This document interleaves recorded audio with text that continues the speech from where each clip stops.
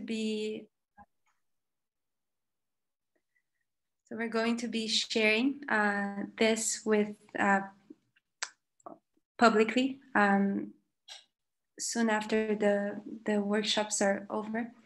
So the idea is to disseminate this for people who are interested in learning about proof of personhood and who couldn't be here with us today. Fede, while we wait for more people to come in, would you like to do a quick screen share test? Yes. Okay, let me share this.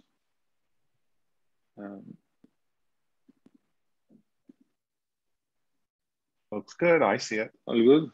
Good. Yeah. Of Humanity, we can see it. Perfect. Perfect. Yes. So yours is going to be the 4th presentation. Awesome.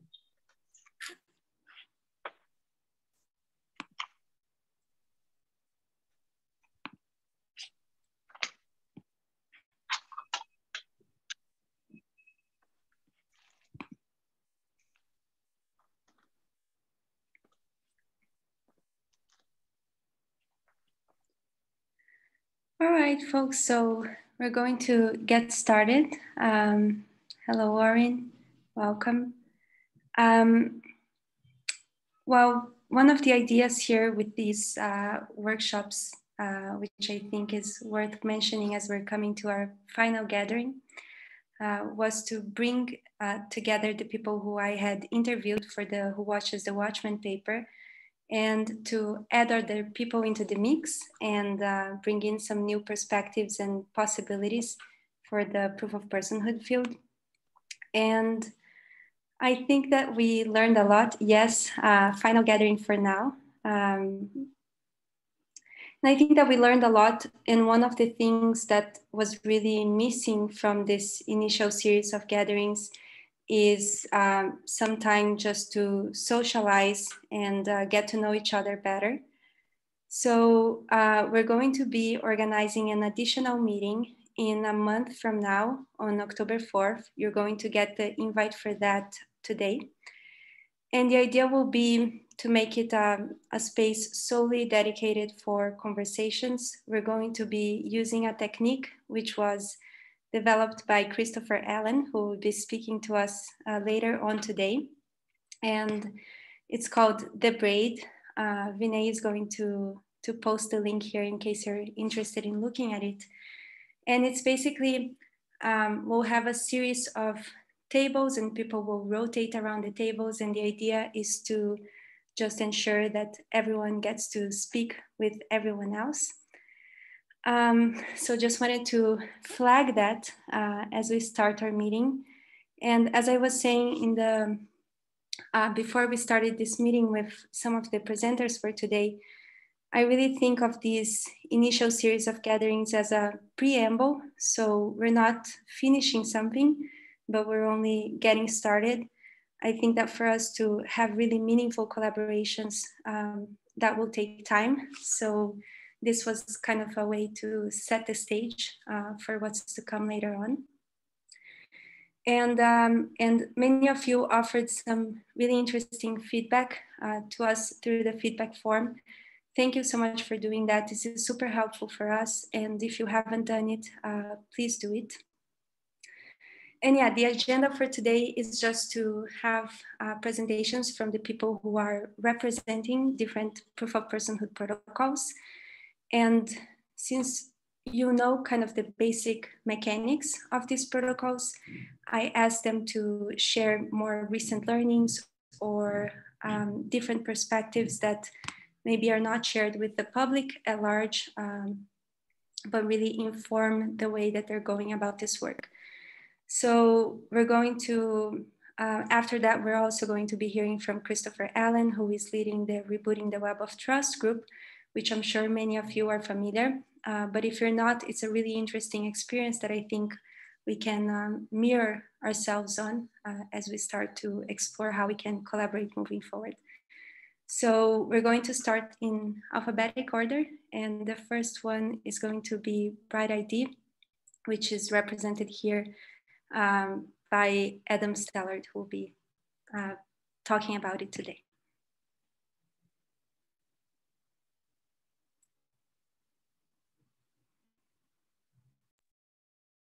Thank you.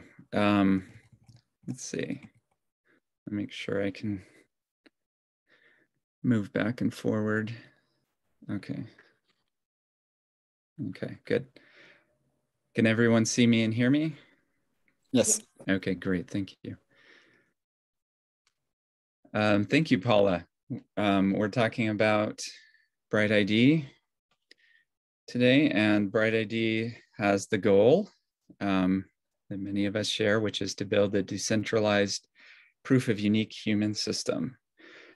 And Bright ID is one of the ones that's using a social graph. And why would we use a social graph? We'll go into many of the reasons of that, but one interesting question that we will answer besides why would we use a social graph is, what does, in a social graph for the purpose of unique humans, what does a connection even mean? That's a very important question to ask. So let's keep these two questions in mind as we go through and try to understand Bright ID. So the kind of the intuition behind using a social graph is that somewhere in that connection, there's a trust relationship captured. And the intuition is that there must be trust when we are trying to solve this proof of unique person problem. There's many ways that you might try to tackle this, and all of them seem to lead back to some sort of understanding of the trust relationship. So let's say you try to tackle this with biometrics or birth registration. Who gets to record those? If you're dealing with a registry of humans, who gets to vouch for new additions? If you're dealing with proof of attendance, who gets to create and manage those proof of attendance events? Or maybe it can be done trustlessly with a smart contract, as some of our cohorts in here may suggest. So these are interesting questions, and our thesis with Bright ID is that decentralizing the trust leads to better outcomes.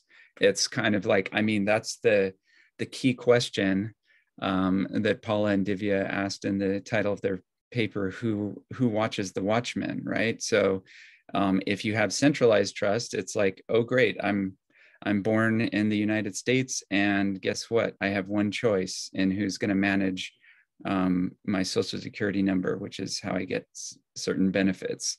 If someone can say, okay, by the way, there's this US government and they're corrupt, and they're probably creating their own Sibyls, and they're probably stealing your information, but that's the one choice that you get. And oh, we know about these things and we're working on fixing them, but in the meantime, that's your one and only choice. So if we can decentralize and have ways for other actors to come in and offer better options, to evaluate and audit the other options, and provide kind of like an opening for new and better competition, that's a better outcome for everybody. So ideally, you'll be verified by someone you already know. Like if you, in the centralized solution, if I go to collect some benefits, they might tell me, okay, you're going to be meeting with Miss Jones, who you've never met before. She's going to look over your form and see if you can get a passport or not. That's like, it seems pretty terrible to have that kind of setup. And also, like, for the purposes of proof of unique human, why would we do we even need to share this type of data? So when we say that ideally it's by someone you already know, I don't have to give an ID card to my wife for her to know about me. That if we're judging people's honesty and whether or not they're creating Sybils, there's other research that we should do, but it's not this sort of like background data. I shouldn't be having to like give someone, like some new person, a bunch of new information about myself to solve this problem. That's not the way it works, because it's scary to share that type of information with somebody else. And we should really be careful about times that we do that. And I don't think this is one of those times that we should be sharing that kind of information. So let's look at the current state of Bright ID and what it can do right now. We can secure giveaways with small values.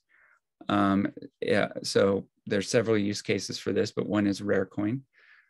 Just to give an example of the problem it solved, they wanted to give away this token. It had some value. They had some reasons why it should have this value. It was tradable on exchanges, and they wanted to distribute it more widely. As soon as they tried to do that, immediately it was, their giveaway was being gamed by bots. They had to shut it down. They spent a week working with us, integrating with Bright ID. They relaunched, and things were much, much better, and they were able to move forward with their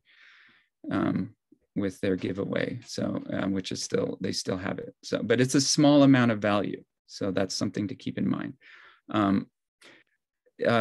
Learn to earn is another interesting one. There's several of those that are integrating with Bright ID.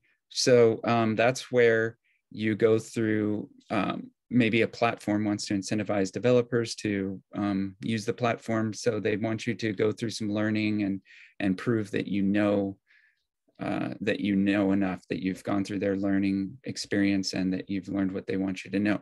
The problem is, once you learn it, you can just come back and take the quiz 1,000 times or pay other, whatever. That's a big problem for them.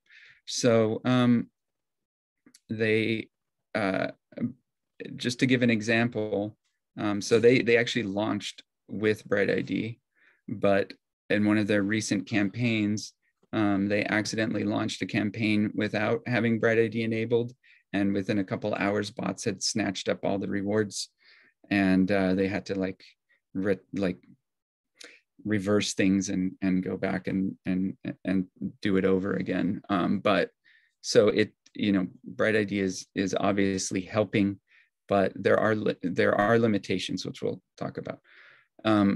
So quadratic funding, we've talked about this in other presentations. I won't go into detail, but one key limitation of Bright ID is it does not solve vote buying. So like a problem with Gitcoin that we're seeing recently is that people will insinuate like, hey, if you vote for us, there's going to be an airdrop of some tokens. If you donate $1, maybe you'll get $10 back or something like that. So they kind of insinuate this thing, and so like even if you have Bright ID, people can still solicit votes.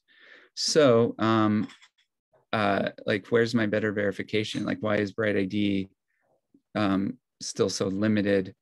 And our goal is to support a $10,000 UBI per person. So we have this really audacious goal, and we want to do a better job than government. So that's our goal. So how can we get there? So let's back up and look at like what the basis of Bright ID is, the social graph analysis. We start with Sybil rank, which is written about in 2012. It's based on PageRank. It's actually proven in the Spanish social network 2NT to improve Sybil detection in social networks. And but it has a limitation, which is it uses existing social graphs. But what does a connection even mean? This is really important. We're getting back to that question from the beginning. And once we define what a connection means, is it even transitive? So if if Alice knows Bob and Bob knows Charlie, does that mean that Alice knows Charlie? No, that's not transitive. So how can you do like a PageRank type analysis on a relationship that's not transitive? But if you look at something like, let's say, trust lines, we could, where if I trust you with a certain line of credit and maybe you trust your neighbor with a certain line of credit, maybe that is transitive in some way. Maybe by extension, I can now transitively have an automatic line of credit with your neighbor because you trust them. So there are things that are more transitive. And we'll talk more about that. But what is a connection in Bright ID? We did a user study and we found out like what are users actually capable of. Like in the best case, you want the connection to sort of mean vouching for honesty. Like I'm vouching that this person is not creating symbols, but what does it actually mean? In Twitter, I really don't think that making a Twitter connection with someone has much to do with you vouching for their honesty. And in Facebook, maybe a little more so. In Bright ID, like like that is the goal, but I still don't think that that's what it's doing because, but this is what we can do. So people are very good based on our user study at being able to tell how well they know someone. And that does turn out to be important information. It does not approximate vouching for honesty. And we'll go into why that is, but people can do that. They can say like, okay, this connection came out of nowhere. I don't even know who this is, or I just met this person, or I already know this person. They can answer questions like that very accurately. So we go on, and there is, luckily, we have a new toolbox that's growing for Bright ID, and it's called Aura. It hasn't launched yet. It's in closed beta, but the concept here is that in Bright ID, most of the users are there to get verified. They want to know what the steps are. How do I get verified? Just tell me what to do. And that's how I want to use Bright ID. That's all I'm interested in. But that's not going to help us with this honesty question enough. So there are other users. Yes, please. You reached your 10 minutes, so you should be wrapping. Oh, okay. All right, thanks. So I will very quickly wrap up, but this is really important to talk about, like that there's another set of people. This is not for everybody, but people that are capable of researching honesty in their own connections, connecting with other helpers, and earning an income by doing so.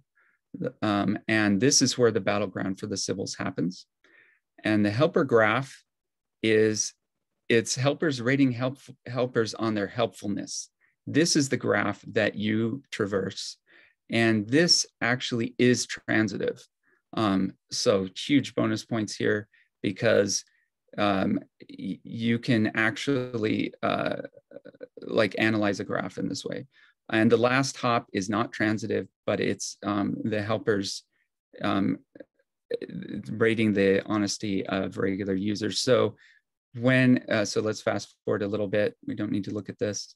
The old method of verification is you go to a connection party.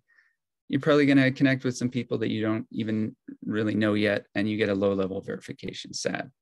The new one is you find a helper that you already know. All you have to do. So people need these repeatable steps.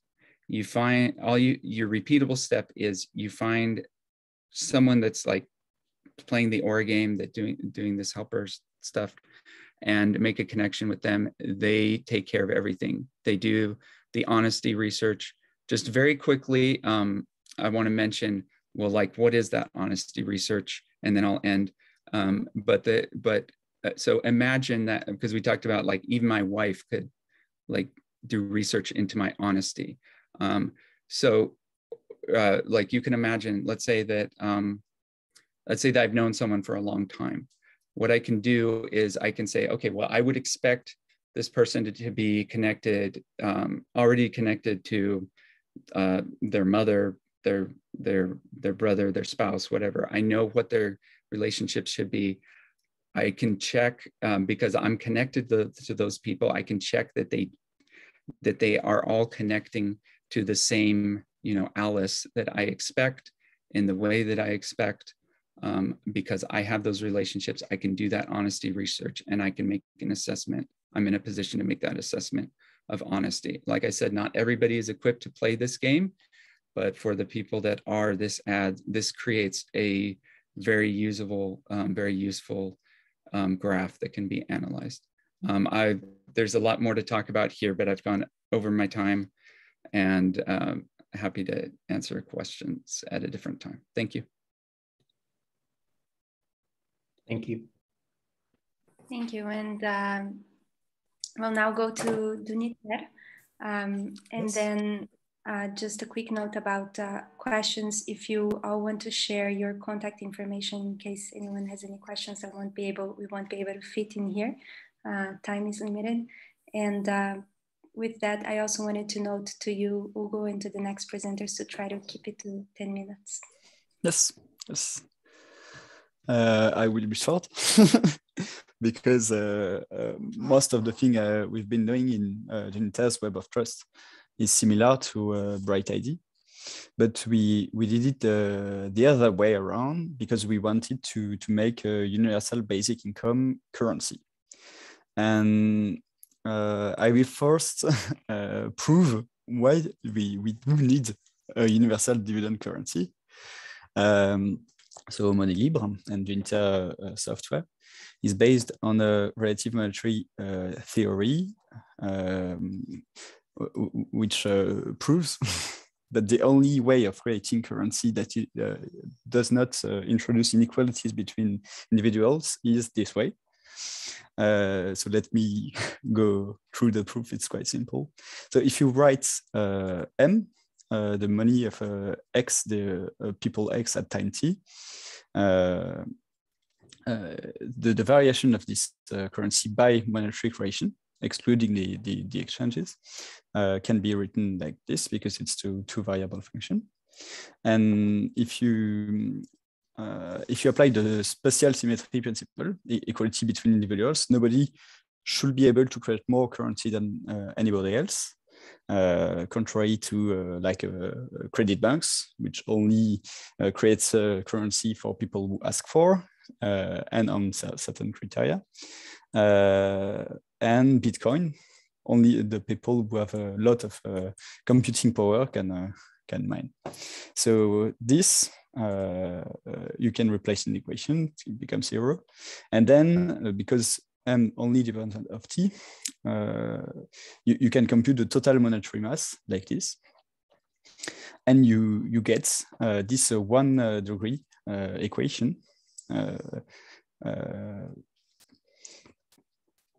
And because if you don't want to privilege some generation over the other, you have to get temporal symmetry. So each generation creates the same relative amount of currency relative to the total.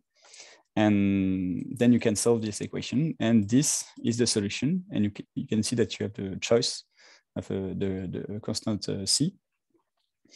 And we call the universal dividend a proportion, C times the proportion of the monetary basis divided by the number of members. And so this is the goal we wanted to achieve. And for this, we do need every people to only get 1 universal dividend. And that's lead us how to make sure that every people get only 1 universal dividend. It's proof of personhood. And because we, even with the research we did at the time in 2010, we not of the solution already existing were mature enough. So we did our one based on the Web of Trust. It's quite simple. One individual is represented by one cryptographic key pair, and a certification when people emit a certification, so a signed document telling I met the physical person possessing this key in real life, I trust this person not to create multiple IDs, and I trust this person to only emit legitimate certifications, so respecting these rules. And this times a lot equals the Web of Trust. So can you see the Web of Trust well? And if I zoom in here, I think it's around here. Oh, I lost it, sorry. I lost my label, but I'm around here. And this is the Web of Trust in March 2021, and it has the 2,000 members, and today it's 3,400 members, and around 10 times more certification, which is quite stable a long time. And it is because some of the graph rules we have. So to become member, you need 5 certifications. So the minimum in degree of the nodes is 5. We define a reference member, which has nothing different than the other member, but it's just a vocabulary term, as the members having in degree and out degree superior to and the number of people in the Web of Trust to the 1/5 power. So today it means that you have to be considered as reference, you need to have received and emitted 6 certifications. And the distance rule tells that you can only join the Web of Trust if you're at distance inferior to or equal to 5 of 80% of the reference members, defined like this. And this rule is inspired by the 6 degree of separation principle that, if you don't know, you can check on Wikipedia, which can be observed on any social network. And you have a maximum amount of 100 certification. So you cannot emit 100 certification at a time. So these are the pure spatial rules. And the other rules are the temporal aspects, which we think is a major point of Sybil resistance, because it limits the speed of Sybil attacks to let time for human governance. And here you can see that even we cannot achieve a zero Sybil system.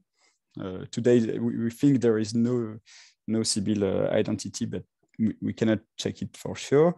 A Sybil attack can be slowed down a lot. So we impose a minimal interval between 2 certifications of 5 days. So once you emitted a certification, the next one is 5 days later at most. And we also prune inactive accounts to avoid identities to be found on someone's computer and stolen. So a certification is valid for 2 years, and a membership renewal heartbeat is 1 year. After 1 year, you're excluded from the Web of Trust. And so this leads to an history that I hopefully can share with you. Can I put something in the chat? I don't know where. You should be able to do that. More chats, okay. I put the link and I show it also on the Zoom, but if the Zoom does not go well, you can still see it. So this is the history of the Web of Trust. You can see the dates and the number of nodes and the number of connections from the beginning, so like 4 years ago to today. And you can see the evolution of the Web of Trust, how it gets larger and larger. And this kind of visualization is a help to detect, to try to detect Sybil attacks. And I will show how. Maybe we can go until today, because it's quite impressive, I think. So, for example, P Nguyen here is a Vietnamese guy with a very famous and that's why he has a lot of connection. That's why his circle is so large, and Arnhem is in another region, and so on. And all the developers are here, and I'm around here. Okay. So what is a Sybil attack? So we can do some Sybil attack scenarios, and we can ask the question, what's the maximum amplitude of a Sybil attack given the rules of our web of trust? So there's some variables like the number of tracers, the humans you used their identity to create fake new ones, and the connectivity of the traitors. So I did recently, today, a small simulation with a Sybil attack launched by 5 traitors, with less than 5 traitors. There can't be Sybil attack because you need, oh, I reached the time, so I have to conclude. But this does not take into account the distance rule. And because of the distance rules, not everybody can start Sybil attacks as easily. So to make sure the blue ones can spin up a Sybil attack more easily than the red ones. But the blue ones are also the people we know the best and we trust the more. So we expect the less Sybil attack to come from. So that's why we trust these all these users to be real humans.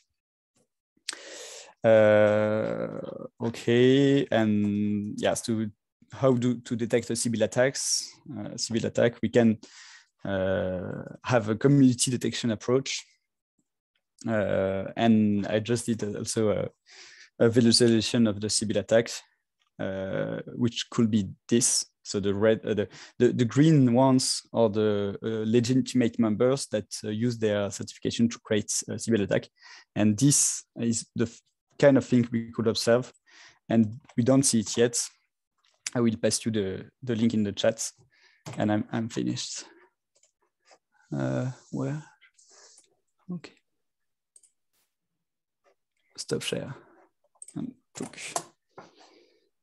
Thank you, Hugo. Next in line is Idina.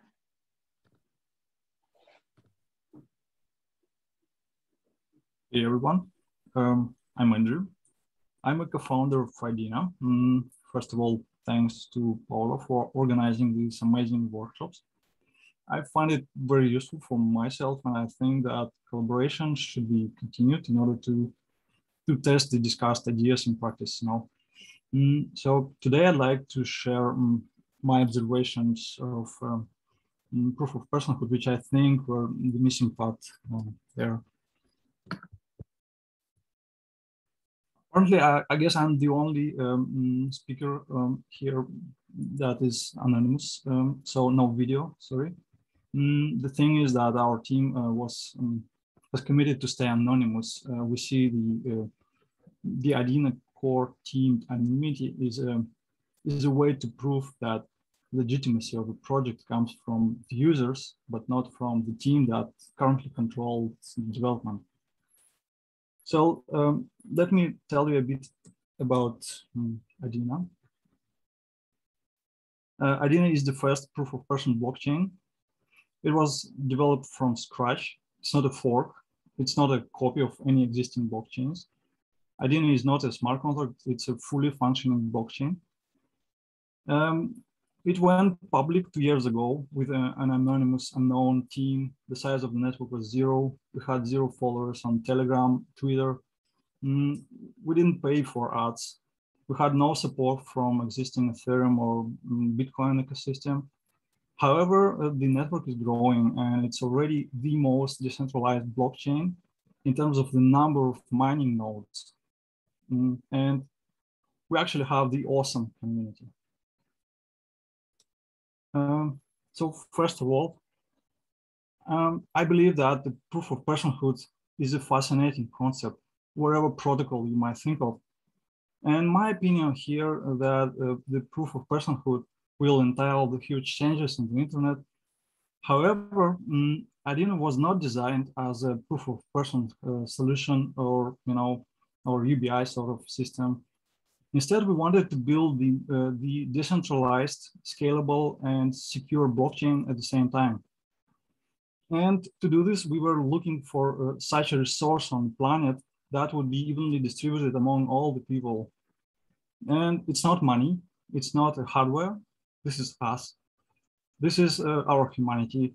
And I don't want to say that proof of personhood itself is sort of worthless. No, there are many use cases, but I want to stress that the most important benefits become obvious when the personhood itself is used as a free ticket to the blockchain mining club, as a Sybil-resistant mechanism of the blockchain, of the consensus engine.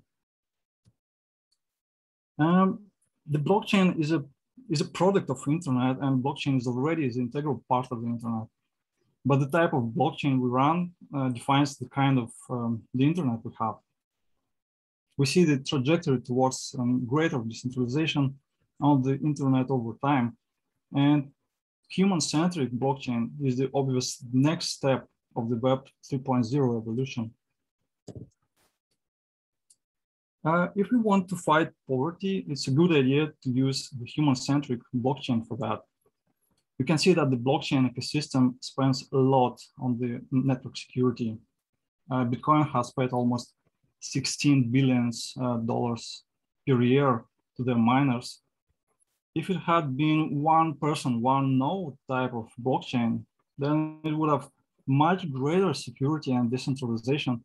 The thousands of randomly selected people are much harder to collude than 5 largest mining pools. And as a result, millions of people could have earned mining rewards in the form of a UBI. To make it possible, we must solve the blockchain scalability trilemma. You can think of the trilemma as a linear correlation between the number of validators and the blockchain throughput. You see these guys in the top left corner that give a greater throughput while the network size remains small. In contrast, Nakamoto consensus is designed to be decentralized, but it gives us much lower bandwidth. To break this problem, we need to use sharding. Sharding is a way to slice a network into pieces so that every segment operates independently in order to increase the network bandwidth. However, the problem that the wealth is Pareto distributed, and Gini coefficient for blockchains reaches its extreme values. Segmentation of network with a proof of stake consensus will compromise security. In contrast, sharding of the proof of person blockchain does not bring any network division. So instead of that, we add new segments, new parts with the network growth. It sounds a bit counterintuitive, but the proof of person network throughput grows, with the number of people using it. And this is why I personally think that proof of personhood is a fascinating thing. So let's talk a bit about the governance. Governance of the decentralized system is a big challenge, and both governance and decentralizations are at the part of, is a sort of a polarities of the same dimension. Bitcoin cryptocurrency was designed in a way that no one can control, but the lack of control doesn't mean lack of changes. And also, if someone should control, it doesn't mean that someone should control the blockchain in order to make some changes. So let's take a look at the two models. The first is Ethereum governance. It's pretty straightforward. The core team proposes changes that that miners should adopt and run. It is sort of an elephant in the room, but miners cannot even block the proposed changes. Think of the existing miners that will be thrown away when Ethereum migrates to the proof of stake. This was initially in the roadmap, yes, but the question is, can the new Ethereum be called Ethereum or is something else? I'm not saying about that that proof of stake is bad or good, is better than proof of work. But the problem is that the way how the changes are being made are not that good. You know, the problem is that users do not participate in the governance directly to make the transition legit. Bitcoin governance looks a bit better. Now, core team proposes changes that miners may use or may not use. Thus, the core team provides backward compatibility with every single change they do. However, this also means that we cannot have any significant changes that the whole network should follow. And there are no hard forks. You know, Bitcoin misses all the innovation that had recently been in Ethereum. And again, the problem that users do not participate in the governance. The big question mark here, do we have legit changes of Ethereum? Do we have legit state of Bitcoin that is not going to be changed? Or we have a legitimation of those two? We see extremely opposite approaches here on the right side, that wherever changes we had in Bitcoin, they are called Bitcoin Cash, Bitcoin Gold, Bitcoin wherever, while Bitcoin itself stays immutable. In contrast, Ethereum upgrades driven by the core team are still called Ethereum. We had a non-changed Ethereum, which is called Ethereum Classic. Perhaps the upcoming proof of stake hard fork will probably lead into a new drama into the crypto space, and we'll probably see a new non-changed Ethereum, which is the current proof of work Ethereum chain. So the ultimate question here is, can we perform legitimate changes to a decentralized system, or we are just doomed, you know, to justify the changes that we already made, or we plan to make, or we refuse, you know, to make?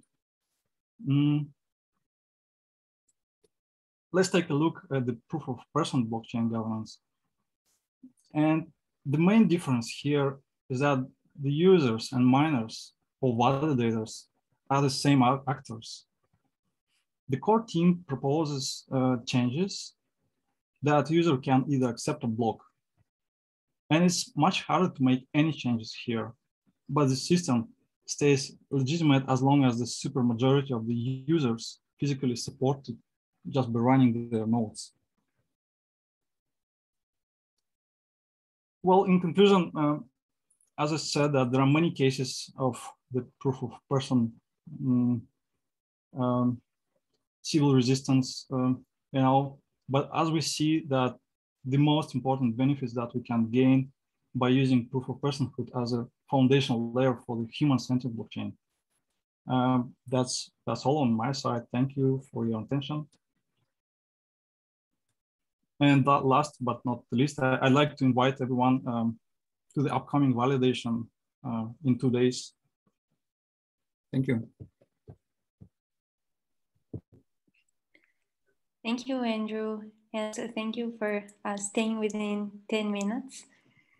We'll now have proof of humanity. Federico, are you going to be the one starting? Yes. Yes. Can you see my screen now? Good. Yes. Awesome.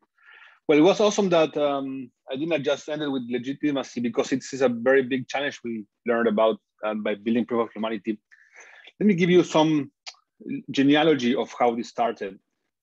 The design for proof of humanity is inspired by a previous development we made at Kleros, that was to build a curation mechanism to decide which tokens are compliant with some guidelines, like not being a scam, and which aren't, right? So how to do this in a decentralized way. So we built this app called Tokens that follow functions in this way. Like a user wants a token to be listed into a list of compliant tokens. So she sends the token, fills a form that is required with some, like what is the contract address or whatever it's needed by the list. So, and makes a deposit. And so if no one complains, it's good, she recovers her token, her deposit, and the token is in the list. But if she submits a token that is a scam token or doesn't comply with the list, guidelines, anyone can challenge the submission by making a deposit of the same amount. And then this goes to like a trial on Kleros, where a jury will decide whether this token complies or doesn't comply with the guidelines, right? And so if the token doesn't comply, then the challenger gets the deposit of the submitter. So this was the app we made at Kleros, which worked beautifully, and now it's used, like for example, by Uniswap in order to decide which tokens to list into the acceptable tokens list. And this was the data curation problem from which we focused the problem of identity. And this is Clement, my co-founder, at the meetup we made at Osaka DevCon in 2019. It was like in November or something like that. And I think you were there, Paula, as well. So Clement designed, based on that tokens app, designed the mechanism design for Proof of Humanity. So this was launched, I think in March, something like that. And works like this. So you have to make a submission, a photo, a video of you showing your Ethereum address and saying, I certify I am a real human and that I am not already registered in this registry, looking at the camera. And then you make a submission of this video, your photo, and a deposit. And other people can, verify that if you comply with the guidelines. First you need to get a vouch from someone who is already into the registry, so they have to vouch that you are a human, maybe because they know you or whatever. So after you are vouched, then there is this period where your submission stays there for a while, and anyone can verify if you comply or not. If all good, then your profile stays on the list, and now you're a verified human, and you get your deposit back. But what may happen is that a user may want to civil attack the list and send another profile. So in this case, other users can, like, as you first you get the vouching, and then you can be challenged. So they can say, look, this person already was registered, and they can show what was your previous registry. And so this is how the community can look for civil attacks, based on the video, because there are different data points. You have the photo, you have the video, and then you have like the voice of the submitter, all of them saying the same thing. So we can use some different, AI tools to make these detections. And then if the jury, as you know, there is a kind of trial between the submitter and the challenger, and then there is a jury who will decide who is right. So if the challenger is right, they keep the deposit of the submitter. So this is how it works. It was really successful. Got lots of submissions, almost 9,000 now, which is, well, now I think that with Idina is in the, must be two more important in terms of users in the Proof of Humanity protocols. And some learnings we had. First, the main learning we had is that it worked. It succeeded into making a list of verified humans. We didn't see any duplicate submission. The only thing that you could argue that that happened is that some users, they just paid people to make a video for them and then uploaded their profile, and they control their profile. On the registry, this was still single submission, because these are two different videos from two different persons. But who controls the account? Maybe there was one guy controlling different accounts. So that is something that happened, and this is the main problem. But we discovered is that one. Then different things, regarding legitimacy, because lots of people who participated and submitted their profiles, they don't come from crypto, and they don't always understand how crypto economics work, and they find this challenging system unfair in some ways. Someone submitted their profile and it was challenged. It was And look, poor guy who just made a mistake because of he didn't write properly his Ethereum address. Now he loses his deposit, and this goes to like a a bad guy who is looking for challenge opportunities. All of this incentive system that we are used to because we work on blockchain, it doesn't sit very well with lots of people like from the non-crypto world.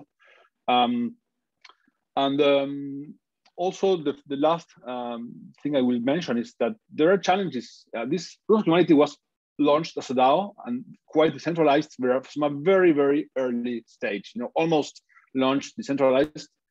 There is challenges, building a very technical system where while you want everyone to have a vote on the system and how it should affect the mechanism design, because these are very technical questions that you need to answer, and this requires lots of specialized knowledge.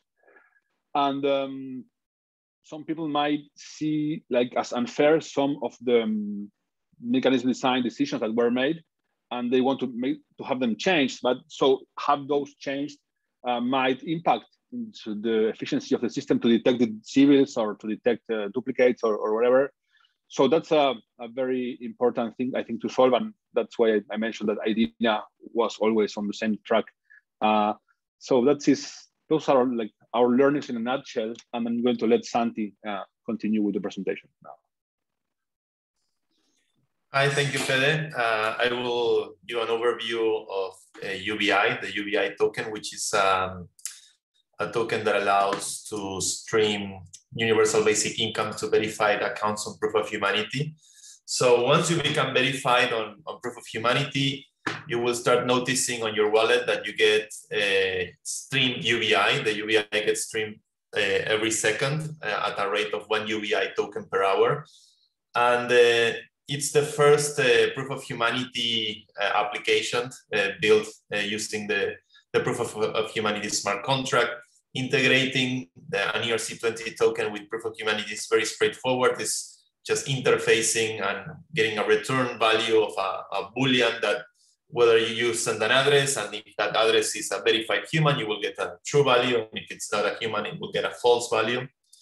One of the interesting things about UBI is that if you go and browse through the different profiles that you will see on Proof of Humanity, you will notice that we have a lot of grandparents and entire families, sometimes even children, that have created their account on Proof of Humanity, which is really interesting. A lot of them coming from the developing world. Fede and myself are from Argentina, so we have a nice community in South America. And these are people that they are finding in Proof of Humanity something that it's an alternative to the pension system or being able to afford their studies while living in a country like Argentina. A little bit of the tokenomics, like I mentioned, we are issuing 1 UBI per hour that you get instantly on your Ethereum wallet the second you get verified on Proof of Humanity. This obviously will create sell pressure as you accumulate UBI tokens throughout time. Say after 4 or 5 months, you might get like 3,000 UBI, and that starts to generate some sell pressure. So we are developing mechanisms that help reduce circulating supply of UBI and help sustain its value over the long term. So one of the models that we like a lot is this endowment model that Ivy League universities and many organizations around the world use, where they have a large fund, they invest those assets into companies or projects that generate some kind of yield. And with the yield itself, they sustain the operations of the university. So the interesting thing about actually building with Ethereum is composability. We can start connecting in the same way we connected the UBI token to Proof of Humanity. We can start connecting the UBI token to projects that generate yield, and we can leverage those smart contracts in our benefit. So we started actually working with Yearn Finance, which is a very well-known protocol that generates a yield by lending assets to other protocols and has been operating over the last 2 years very successfully.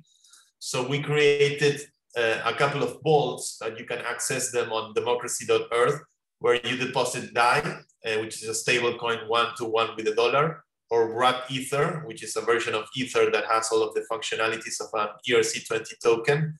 And with the yield that generates, we have a 10% APY. So with 5% of that, or 50% of that 10%, say we generate, with $1 million, we generate $100,000 worth of yield. With $50,000 of the $100,000 of yield, we automatically buy UBI tokens and we burn them. We send them to a 0/0 address. So we can generate synthetic demand for the UBI token, and we burn and we reduce the circulating supply of the tokens in the market. The vaults have been on mainnet for the last 2 months. We are both vaults, the DAI vault and the Y and the Wrap Ether vault, both are at 25% capacity right now. So they've been growing in a steady way, and we hope to reach 100% very soon. That would give us roughly $2 million and probably something like $100,000 worth of UBI getting bought and burned every year. So we're going for that direction to sustain the price of UBI over the long term. And moving forward, we are increasing the utility of the token in multiple ways. We started the UBI DAO, which is a specific organization for the governance of the token itself, which combines quadratic voting with proof of humanity. So you have to be a verified proof of humanity address, and your UBI's stake will be used to vote. So you can use the token for voting, but the quadratic root, the square root of the token will be counted. So this mitigates the influence of whales. You can obviously large whales will have some influence, but it gets severely mitigated by the fact that it's always the square root of the tokens that a whale holds. So this keeps the power in most of the token holders coming from the protocol. And the other aspect of UBI is that it's becoming a streamable token. So I mentioned that when you become verified on proof of humanity, a stream of UBI will be sent to your Ethereum wallet address. What we're currently working on right now is that stream, you can delegate it to someone else, whether or not that address belongs to proof of humanity. You can start splitting your stream into multiple streams and start supporting other organizations, or even creating lending protocols that use your future UBI accrual as a collateral. So the streaming capacity of the token will be expanded, and that makes UBI a really interesting asset to be used, thanks to what proof of humanity enables. If you want to go deep into the tokenomics of UBI and into the governance of proof of humanity, check out our forum on gov.proof-of-humanity.id. We're having these debates almost every day, and there are very interesting heated debates around UBI and proof of humanity itself. And this is the end of the presentation, and this is our mission as a community. If there's something exciting we can achieve with crypto, is that we can really address a global problem that is poverty and inequality with the use of universal basic income. Thank you. Thank you, Santi, and thank you, Fede. We'll now have Peter with Upala. Hey, everyone. Let me share my screen. Can you see it already? No, not yet. 1 second. You should see it now. Yep. Yes. So, greetings, humans. We are Upala, an anti-Sybil system and decentralized identity of the future. As many of you, we are solving unique human problem, but our difference is that we don't use percents, we use dollars, and our human account score represents how much it would cost to forge the account. And actually, another difference is that we don't have any native human verification methods. We only provide the protocol to wrap other methods with. So let's see how the price of forgery rating is even possible. The main building block of Upala is a group. Groups have pools of money, and group managers, whether it be a single account or a DAO or organization of like just a community of friends, the group assigns scores to all of its users. But they have to remember that the score is also a so-called explosion reward, meaning that any user at any time can run away with the amount of score, stealing that from the group's pool. And after that, this user is going to be deleted across all groups in Upala. This creates an incentive for group to let only trusted members in and to assign scores according to the trust. And from the other side, it gives very reliable threshold to the apps. The apps actually see how much each group staked on each user, and the apps are willing to pay for this information. So groups can earn by providing this info to the apps. And here comes competition. Upala allows any human verification method to be monetized this way. That means there could be multiple Upala groups with same verification method, and they compete with each other to get as many users as they can, to get as many fees as they can. So to attract more users, they increase their ratings that they give to their users, but they cannot increase it too high because otherwise they will see a lot of explosions and their pools will be drained. So they iteratively come to a rating that has an okay for them explosion rate. So that above this rating, it will make sense for malicious users to forge this type of verification and gain some income. Below this rating, other groups will grab those users. So market dynamics balances this, creates this price of forgery. So this price of forgery rating. The cool thing about groups and when they really start to shine is that you can combine multiple groups into one.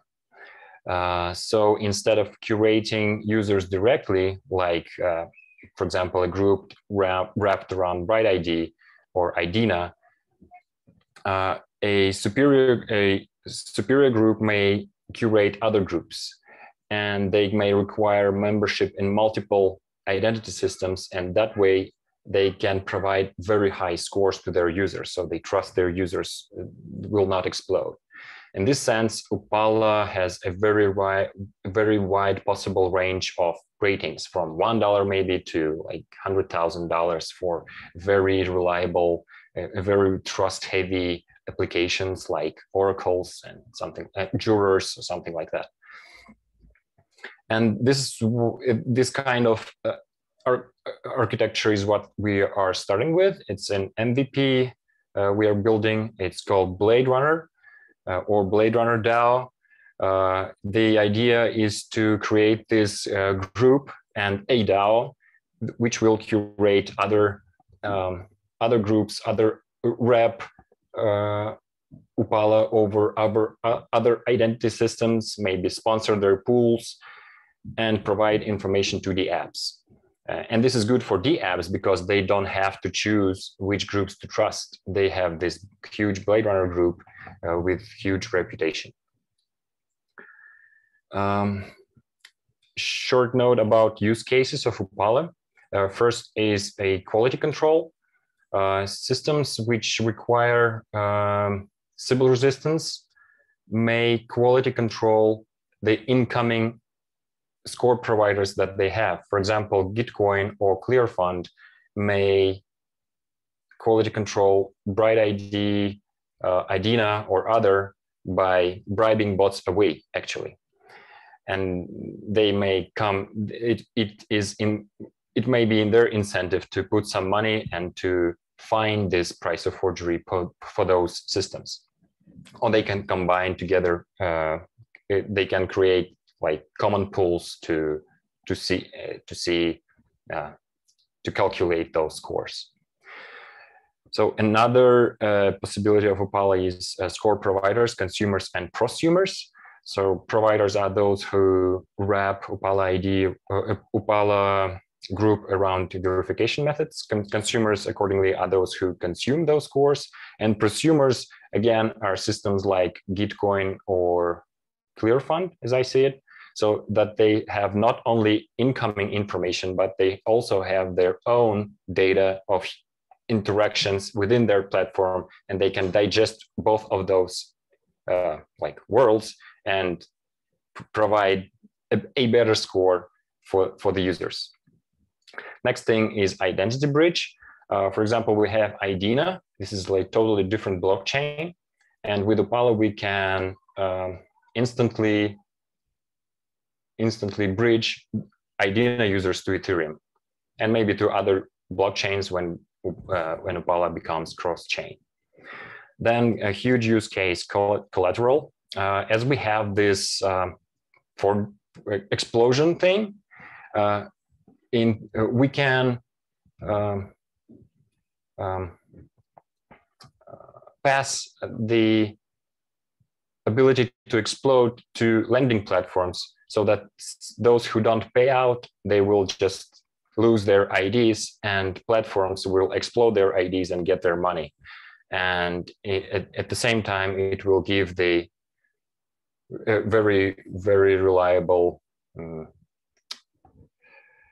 assessment of how much the lending platform should give a loan, how much the loan should be. And another thing is better capture for Web 2 with Ethereum login. That should be really, really smooth with no tedious selecting of bicycles and buses and traffic lights. So that should be a lot easier. I want to invite you all to join the Telegram group, where I want to gather score providers and score consumers, because under Upala, all those parties are very interconnected. And we all, and first of all, Upala, are very interested to gather everyone together. So yeah, please welcome. And also we are moving to Rinkeby soon and creating the first use case of Upala, which is quality control. We want to create tools for group managers, and basically that's it. So we can start quality controlling verification methods. This is a concept called group managers versus bots. So we don't need anything else to start quality control. Would be happy to discuss that with identity systems here. On that, I'm finished. Thank you very much. Should you all be happy? Thank you, Thanks. Peter. Thanks, everyone. This was super great and kind of a concise overview of what everybody's doing, which of course didn't start here with these super short presentations. I think I said this many times, but I feel like the work in this group really started with the Who Watches the Watchman paper, which I hope that most of you have read. And yes, over the past few weeks, we had this perspective of what the protocols are doing. We brought in other perspectives of what researchers and enthusiasts of this field think could be done with these type of protocols. So now I think that the question is, where do we go from here? What next? And I'm really delighted to have Christopher Allen here with us today, because he's in one of the best positions to help us contemplate this question. He's a great cryptographer and and has been leading the Rebooting the Web of Trust group, which I'm sure many of you here know and might have participated in. And this is a group that can offer a mirror for what we're doing here, because they have also convened different people and started creating a shared language and collaborating in the direction of understanding self-sovereign identity. So Christopher, thank you so much for being with us today. Thank you for your support throughout the past few weeks, offering us a lot of super useful advice. And yeah, I'll turn it over to you. Thank you. I hope everybody can hear me okay. Yes. And yes. Presentation. Okay. So I wanted to talk a little bit about rebooting Web of Trust. Not necessarily saying that this group needs to be deeply involved with it, but just more as an example of what can be done. And I can talk a little bit about how it works or whatever. So first, what is it? Well, our goal is to support collaboration and co-opetition, in particular in the area of decentralized identity. You know, how do we establish quality control and trust by strangers, and all of these kind of big problems. And we really do try to do it in a fashion that is inclusive of more than entrepreneurs and developers. So we have global leaders. We actually had one meeting at the United Nations. We have activists involved. I will say at this point, it's about 25% of those to 75% entrepreneurs and developers. We'd like to change that over time. These largely in the last 5 years have been live events with a lot of stuff going on between, but the core of them have been these face-to-face events.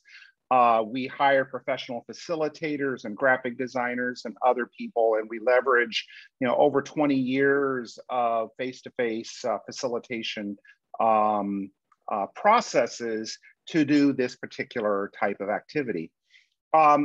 And we have a demonstrated ability to achieve success here. We've done 10 events. In those, one of the things that makes us a little bit different is that rather than trying to just talk about things, there are other events for that, we like to ship things. And in particular, we seem to be good at shipping collaborative white papers. So we've done over 50 of those, all of which is one of our fundamental requirements is that it's multiple companies that are working heterogeneously. So it can't just be a single company that has 3 people. We also have an underutilized resource of 250 plus topic papers and advanced readings that were submitted by participants thinking that these would be useful for other participants.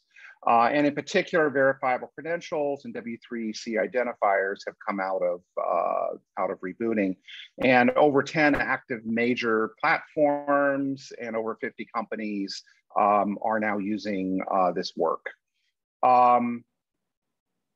There we go.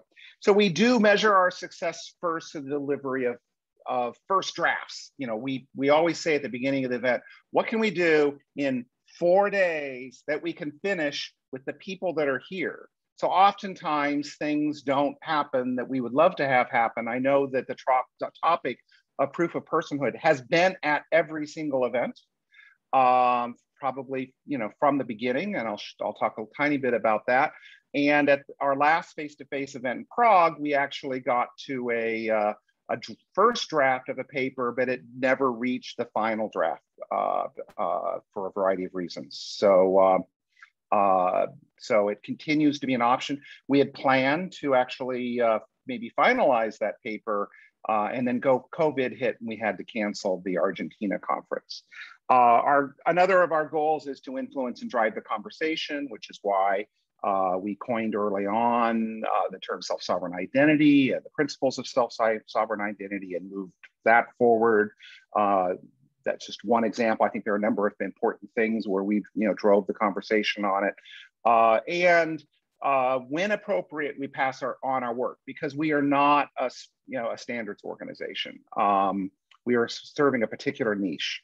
So what is that niche? Well, you know, events like what we're doing right now and various other kinds of workshops and whatever are this ideas phase. In the digital identity community, internet identity workshops have been going on for 20 years. My Data has been doing some good events and things of that nature, but they're more conversation oriented, sharing of different people's ideas or whatever, but you're not actually getting to a work product. So we have this sort of unique niche of this sort of incubation of ideas up through kind of the proof of concept phase, where then they get, if they're worthy, they pass on to other groups, whether or not it's these two or things like Linux Foundation or whatever. And then finally, when appropriate, to an international standard or an ad hoc standard. I mean, and you don't have to run everything through a standards body. An example of this is that we published, as part of the first rebooting, a paper called Pgp Paradigm, which was written by John Callis and Phil Zimmerman, two of the co-creators of the PGP, and Phil obviously being the person who invented PGP, and John Callis was the CTO. And they basically did a post-mortem of what was wrong with PGP, like what failed. And there's a big section in there about kind of proof of personhood type of issues, and what is the web of trust, and why didn't 20 years ago, or gosh, 30 years ago, sorry, wow, that this didn't happen. So we started that along with maybe 50 other topic papers that were shared by everybody, and everybody was supposed to read them all before the event. So then at the event itself, we did this collaborative process. We went through a variety of voting exercises to decide what can we do together with the people that are here. And one of the papers, I think we shipped 5 the first year, was this decentralized public key infrastructure paper, which included a large number of people. But from this group, Vitalik was there, and you'll see a lot of other kind of notable people that worked on that paper.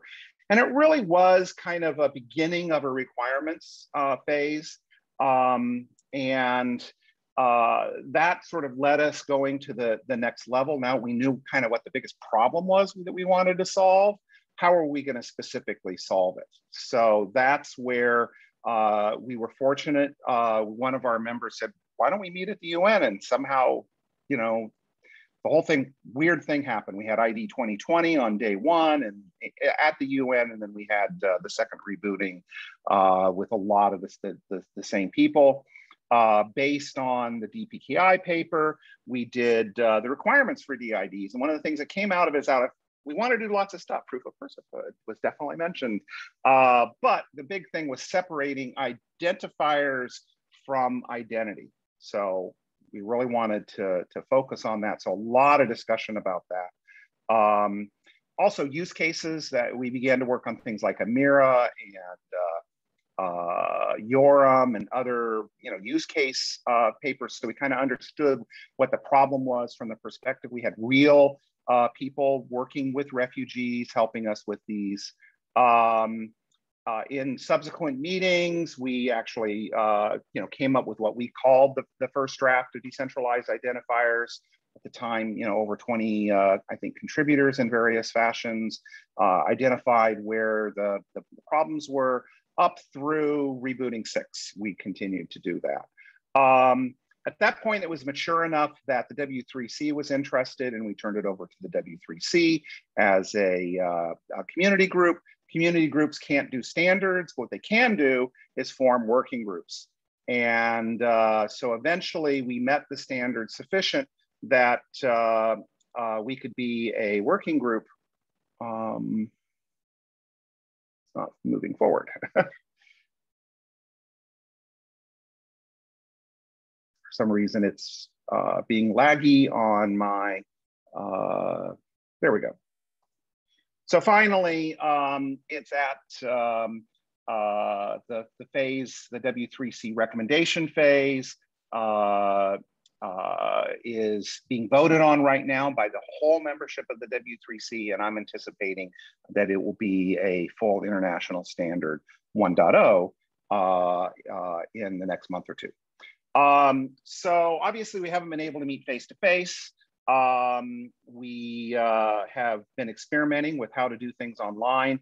We have a couple of different kinds of things we want to do. We're going to still do some things that are our kind of collaborative workshops and stuff, but online. But in the meantime, we did this virtual salon in keeping with what we do, we always focus on, can we deliver a work product? So this was a meeting on decentralized privacy. We got 30+ people to bring in their different perspectives on privacy. In particular, what does that mean? We kind of collated, again, this was a facilitator that helped us get this down. What were kind of like the key areas that people cared about, and what were the the key things that we needed to try to fix. And then we tried to settle on a joint statement that we could all agree on. That doesn't mean there weren't really important other things that were said. There were some that people said, well, I do not, since we were trying to go for broad consensus, kind of like IETF, rough consensus and working code, we had to skip those. But the one that everybody basically could agree with was this statement about kind of an interesting new thing to think about in decentralized identity, which is groups. I mean, that's been come up in this conversation today, that groups are an interesting thing that, that are our first order object in decentralized identity that we are not doing a good job handling, and it's complex, and we need to be able to do a variety of things. So the whole group, the 30+ people that were there, said of all the different things we talked about, this we wanted to share with the world. But like I said, that's not all that was discussed. It's Chatham House, so we had recorded the entire thing, but we did not keep the names in these notes, but we basically kept what we called key quotes, what we thought were the most pithy things that people had to say in this event, and this is on our website. So we're going to be doing some more of these. This is my slide. I'll just come back to here. So, my take right now is that you've done that first phase. You've done the you're sharing some ideas and different people's perspectives and whatever. I would encourage you to find some way to begin to turn these into work products.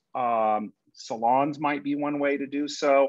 Maybe some initial topic papers. And again, what I mean by topic papers from a rebooting perspective is we're gonna get a couple of people come together and kind of come up with, this is something we're really interested in diving to and we want to share into the community. Here kind of is a skeleton of it.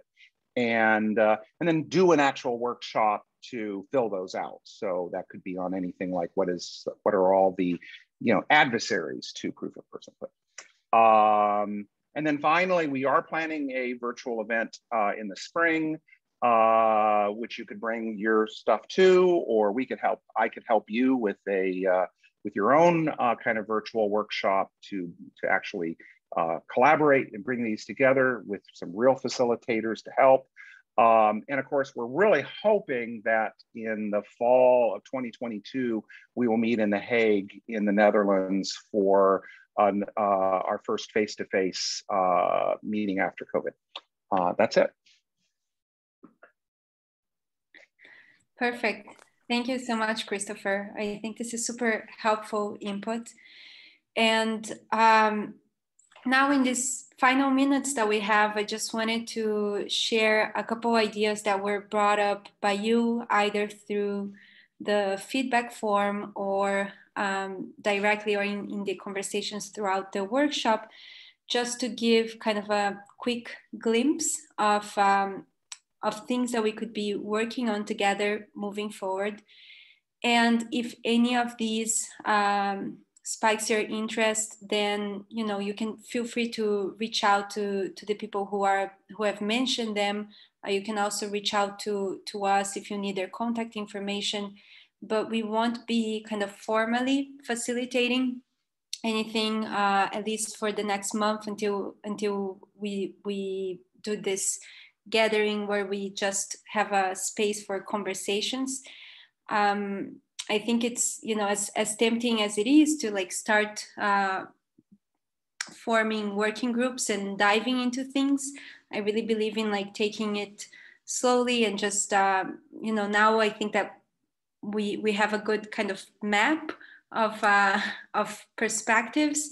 Now I think it will be really interesting to get to this point where we just talk, and then I think that naturally from these we'll understand better the direction to take moving forward. But I'll list some of the things here just for us to be aware of. What are some of the possible directions or activities that we could be doing together moving forward? And then, of course, if you have any additional ideas, please reach out to us. We will be thinking about this. We're open to have a call to chat in any way. Okay, so what do we have here? Philip mentioned to us during his talk the importance of creating a shared vocabulary among us. I think that this is super spot on. On one hand, this process would be super enriching for us because it will help us kind of supercharge our ability to collaborate better. And then on the other hand, I think that could serve us well as we talk about proof of personhood to other audiences. Christopher mentioned the idea of identifying different types of threats or attacks that proof of personhood protocols could suffer. I can see a really great paper emerging there. Ted Sussman is working on a list of defense strategies to one of the most preoccupying threats, which many people here have brought up, which is the Puppeteer Attack. This is slightly different from just broad collusion, but it's where people get paid small sums of money to provide the inputs necessary to get a proof of personhood credential, but the keys are kept by the puppeteer. So if someone could share the link, Ted has put together a HackMD, and if anyone wants to provide some input, this is already out there. Ugo from Duniter would like to initiate data analysis projects on the existing webs of trust to simulate civil attack scenarios, and would like to make collaborative code notebooks to serve as a ground basis for publications. Yeah, all the data I showed is public. Yeah.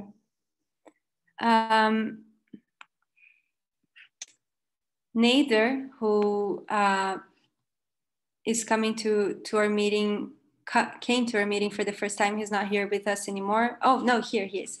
And he's working at Gitcoin for just focusing on civil attacks. And he is looking to collaborate on the proof of personhood password idea that Kevin has mentioned in our first gathering. Me and Divya were talking about maybe expanding on this continuum between proof of personhood on one end and full human identity as described by Philip, and trying to map and see where solutions to different problems fall on that spectrum.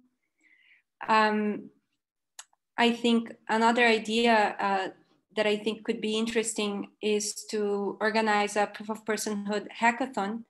I'm looking at the Gitcoin folks here. Maybe a collaboration could be done there, or put together some bounties that could be useful for these projects. And I think that's also a really great way to welcome others into this work. And we could combine that with some educational presentations. And on that note, I think that one of the things that we could be organizing also, not right now, but I think in some months from now, could be a series of presentations that are public, facing kind of outwards instead of closed meetings, where they're just dedicated to disseminate the idea of proof of personhood. So these are all possibilities that we could be working on together moving forward. If you have any additional ideas, please reach out to us and let's talk. And before we wrap up, I just want to take a moment to thank you all for engaging with us over the past month. First, thank you to all of you for trusting us and committing this time. And then I wanted to thank Andrew, who was actually the initiator. He first came up with the idea of bringing everyone together and brought this up to me. Yes, Adam, I'm happy to. I will put these in the community board, all of these ideas. But yeah, back to Andrew. He was the first person to suggest that I should be leading something like this. That was last year, and we actually found out that in our first gathering, we completed exactly 6 months since the day he first reached out to me. So that was a fun coincidence. And then I want to thank Vinay and Kevin, who's not here anymore, but who I reached out to them after that and started talking about this, and they were super helpful in putting this together. And I also really want to thank Sophia and David, who have been helping us put together the report. So thank you so much. And yes, I'm looking forward to seeing you in a month from now for us to finally have some time just to chat openly. And then if you want to reach out to us with any ideas or suggestions for how to go about this moving forward, please do. Thank you. Thank you. Thank you very Paula, much for leading this. Thank you. Thank you all. Space. Thank you. See you all again soon. Thank you, Paula. Thank you, all the speakers.